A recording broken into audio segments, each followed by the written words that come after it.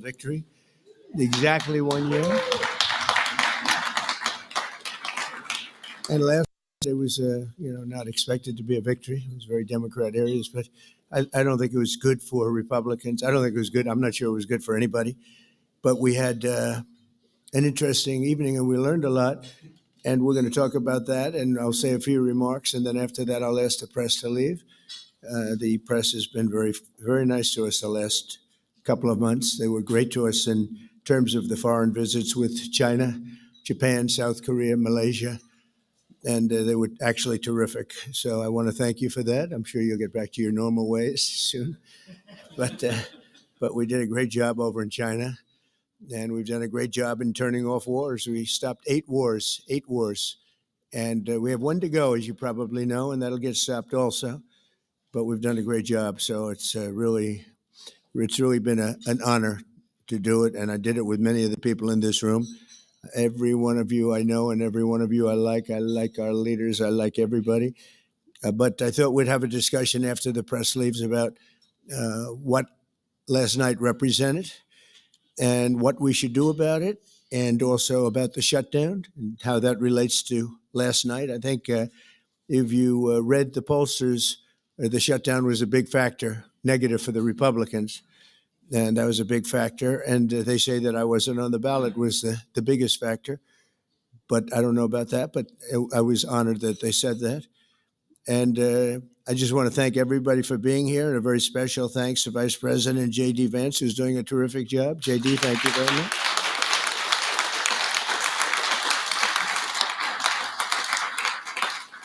As well as the Senate leadership team that has been working very hard, I will tell you, nobody's working any harder representing the American people, including Senator John Thune. John, thank you. Great job.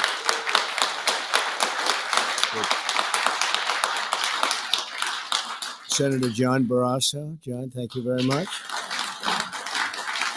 Senator Tom Cotton, wherever you may be. Tom, thank you. Thank you, Tom. Thank you. Senator Shelley Moore Capito, who's been very involved. Thank you, Shelley. Senator James Lankford from one of my favorite states, 77 out of 77. I always say 77 out of 77. Reagan was 56. That was the record. We got every one of them. Thank you, James. And a fantastic friend of mine and an incredible advocate during the election a year ago, Tim Scott. Thank you, Tim. So as you know, we are in the midst of a disastrous Democrat-created government shutdown, and it is Democrat-created, but I don't think they're getting really the blame that they should. That's now officially the longest shutdown in American history. The Democrat radicals in the Senate have shown zero interest in reopening the government, and I don't think they'll act so soon. A lot of people disagree. I've been saying for the last 30 days, we've had 4 or 5 different points. Yes, sir, they're going to get it right now. We should have it done in a day.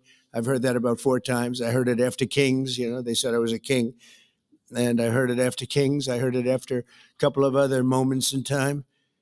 And I said, no, I don't believe so. And now I heard it's after the election. I don't believe so.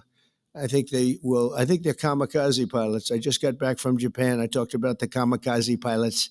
I think these guys are kamikaze. They'll take down the country if they have to. So I don't think so. Millions of Americans are going to be without SNAP benefits. And I will say about SNAP benefits, so when I was president, we had $7 billion worth, and now they have many times that because these benefits were given to anybody that asked, and they're up to, I hear, just many times, $47 billion. So it wasn't the purpose of SNAP. It was for people that really had problems, down and out, people that really had problems. But during Biden, they gave it to anybody that wanted it. I think it's something you have to talk about because the numbers are incredible. But countless public servants are now not being paid, and the air traffic control system is under increasing strain. We must get the government back open soon, and really immediately. We have to get it up. We have the hottest economy we've ever had, and it's affecting the stock market now a little bit. But the stock market, as of Friday, has hit many record highs during the last 9 months, many. And it will again. This is just the beginning, because when these plants that are being built right now start opening up, we've never had anything like this. There's a boom. There's a construction boom right now, but that's going to be bigger than that. That's going to be an economic boom as soon as they open up, and it's going to be something special. We have car companies coming in. When I was in Japan, Toyota, Mr. Toyota, I said, "What's your name?" "Toyota." I said, "Oh, you're rich." He said, "How much of the company do you own?" 92.1%. I said, "I'm glad you said the one. He wants to be." I said, "You're a rich guy." And he said, "I'm investing $10 billion in the U.S." And you know who I'm talking about, right? You introduced me, Mr. Senator. You introduced me originally when you were the ambassador to Japan. He's still good. He's still strong, but he had no interest in investing in this country. Now he's investing $10 billion as of 1 week ago in building new plants. We have auto plants coming in incredibly, but we have AI and all of them. And we can't be extorted to give $1.5 trillion to people that came into the country illegally, many from prisons, many drug dealers. A lot of people came in from mental institutions. They want to give a lot of money to the people that came in illegally. We have to get them out. We can't, no country can sustain that. That's not like an attack on our country. In no country, these are not going to be productive people. These are going to be anti-productive people. And we can all have big hearts. I have a bigger heart than anybody, but we can't let that happen. It's time for Republicans to do what they have to do, and that's terminate the filibuster. It's the only way you can do it. And if you don't terminate the filibuster, you'll be in bad shape. We won't pass any legislation. There'll be no legislation passed for 3.25. We have 3.25 years, so that's a long time. But when they can't do an extension, and John, I think they've done an extension every single time they've ever been asked forever. This is the first time they haven't done an extension. Extensions are supposed to be easy, but if they won't do an extension, they won't do any bill, even a simple bill. And we should do our own bills. We should get out. We should do our own bills. We should open up. We should start tonight with the country's open. Congratulations. Then we should pass voter ID. We should pass no mail-in voting. We should pass all the things that we want to pass, make our elections secure and safe, because California is a disaster. Many of the states are disasters. But can you imagine when they vote almost unanimously against voter ID? All we want is voter ID. You go to a grocery store, you have to give ID. You go to a gas station, you give ID. But for voting, they want no voter ID. That's only for one reason, because they cheat. We would pass that in 15 minutes. If you don't get it, you'll never pass that. You'll never talk about mail-in ballots. Mail-in ballots make it automatically corrupt. If you have mail-in ballots, automatically it's correct. Even Jimmy Carter, they had the Carter Commission after he got out of office, and he had a group of very distinguished people, Democrats and Republicans, and they passed, they recommended things take place. It was a long time ago. And they said about mail-in ballots, if there is mail-in ballots, there will definitely be corruption, because, they pass through too many hands. I mean, you go in to vote and they want your card. Even me, I went into Palm Beach. You go in to vote, they want your card. You're this, you're that. They say, "I'm sorry to do this, sir, but I have to look at your identification." I said, "That's all right." I love that. But you're really not going to get away with much. It was very, very professional and very good, and the way it's supposed to be.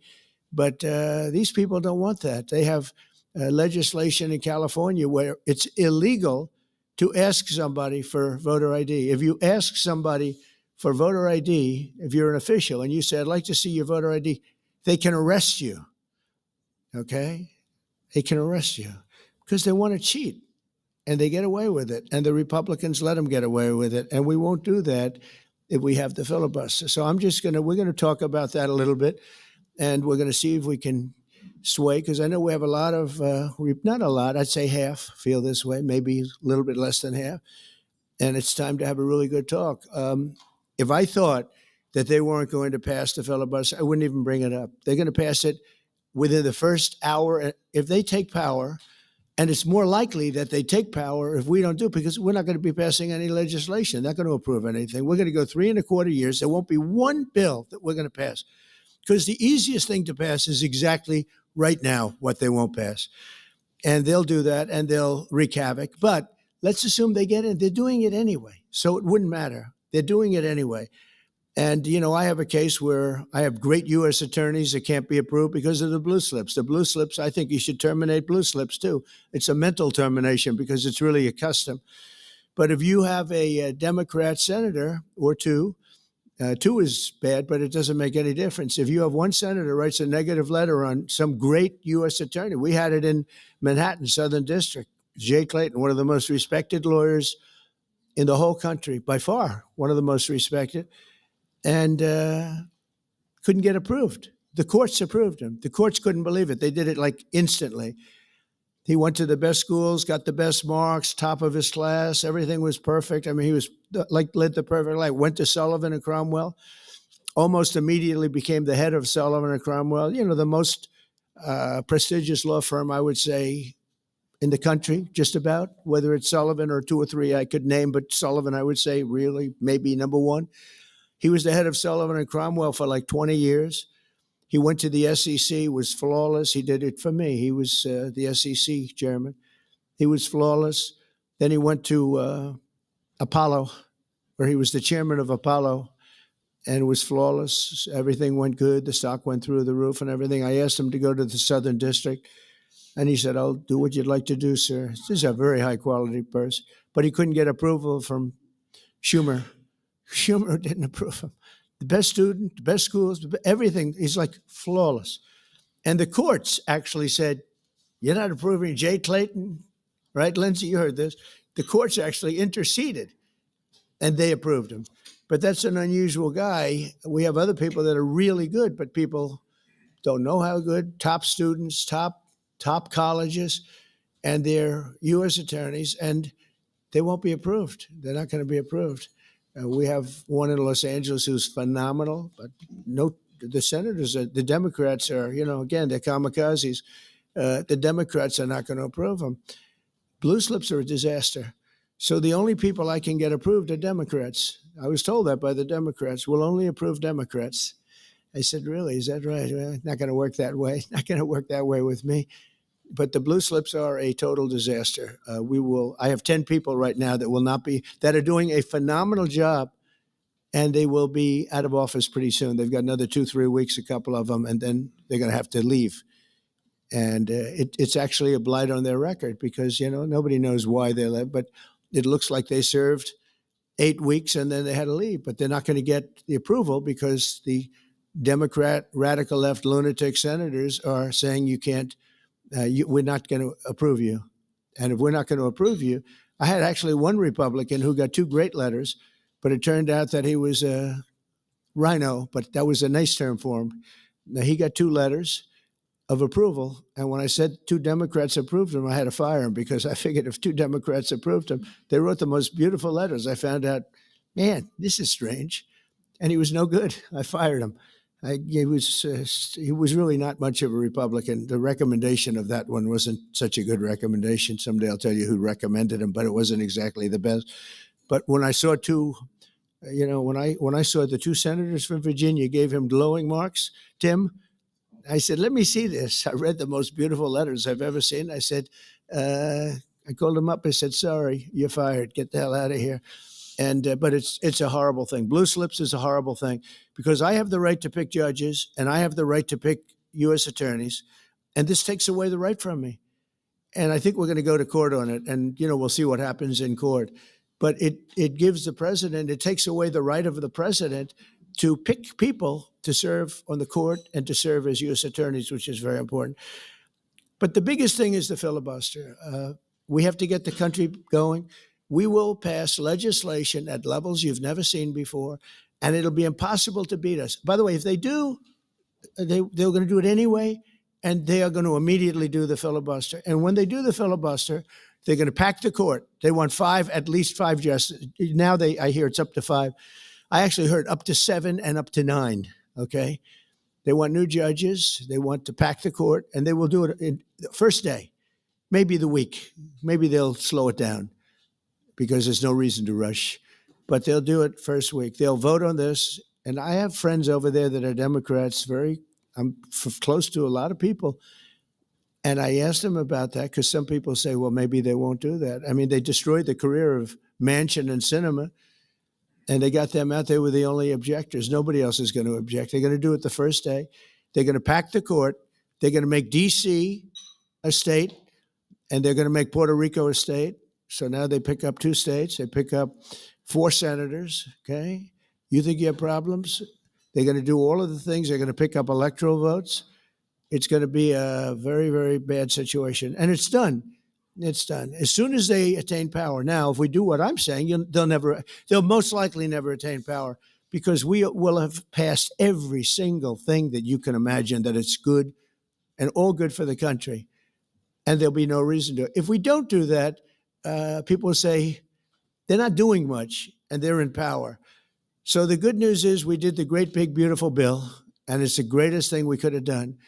And the smartest thing with John and our Speaker of the House, who's so good, Mike Johnson, we did all in one bill. If we didn't, John, it would be a problem, because, we would have gotten a small piece passed. A lot of people wanted to do that. A lot of people in the room wanted to do that. They went along with me and John and everybody, and we got this thing passed. Honestly, it's 4 years worth of goodies. No tax on tips, no tax on Social Security, no tax on, think of it, no tax on overtime. It's an unbelievable tax cut for the workers and for business, where business is going to create jobs. And we're creating jobs at levels that nobody's ever seen before. All these things are good. We have to be able to get the word out. If we don't get the word out, we're making a very big mistake. So I have this long, beautiful, and very boring speech. I won't bother reading it, but because we can just start talking. And I think it's very important. We have to get the country open. And the way we're going to do it this afternoon is to terminate the filibuster. And it's possible you're not going to do that. And I'm going to go by your wishes. You're very smart people. We're good friends. But I think it's a tremendous mistake, really. It would be a tragic mistake, actually. It's time. It's time. If I thought they weren't going to approve, I'd sort of be with you. I'd be fine. I'd be neutral to with you. But knowing that they're going to pass it as soon as they get any semblance of control, they'll pass it first thing. Then it's like we have to do it first. And we have 2 years, and we'll end up with 2-3 years, and we'll have this country so perfect. We will have passed more legislation than any Congress and any group of senators or a group of congressmen. And we will get it through. They'll send it to us. We'll send it to them. It'll be a beautiful machine. Otherwise, we're just going to sit around and argue with these people all day long. And they're highly unrealistic. Many of them are radical left subversives, frankly. So I want to thank everybody, and we're going to talk. And I want to thank the press for treating us so really well for that foreign trip. It was we had just an amazing meeting. Don't forget, 2 months ago, it looked like the whole world was in trouble over rare earth. And that's no longer even a subject that people talk about. It was all worked out very quickly. Without tariffs, I couldn't have done it. I put a 100% tariff on China. As soon as I heard it, within 20 minutes, I put a 100% tariff on China. When President Xi, who's really a friend of mine, as much as he can be a friend, he's a tough man. He's a tough man. Smart man, actually. Very smart. The press doesn't like it when I call him very smart. They think I'm not supposed to call him smart. But he leads 1.4 billion people without question. In fact, during the meeting, we were there. A couple of you were there, and some of you saw it. So he's here, and he's got about 6 people on each side. And every one of those people was standing like this. They were at attention. And I made a comment to one of them, and I got no response. I said, "Are you going to answer me?" I got no response. And President Xi didn't let him have any. So if there's any question, I said, I want my cabinet to behave like that. That's the way. I'm demanding that I want them sitting up like that, Tim, just nice and straight. I never saw posture like that. I've never seen men so scared in their lives. They have the equivalent of a vice president. He was. I said, "Are you going to answer my question?" And he's like, he doesn't move. I said, "What's wrong with this guy?" "I will answer all questions." Why don't you behave like that? JD doesn't behave like that. JD buds into conversations. I want to have that for at least a couple of days, okay, JD? We'll keep you long term, but a couple of days of that would be very, very nice. Okay, I want to thank you, and we'll talk a little bit. And I see they set me up with a podium. I thought I'd just be sitting, but it's probably easier. I want to thank you all very much. Thank you to the press, and you can go, and we'll speak to you later. Thank you. I'm going to Miami to make a speech today at a big group, and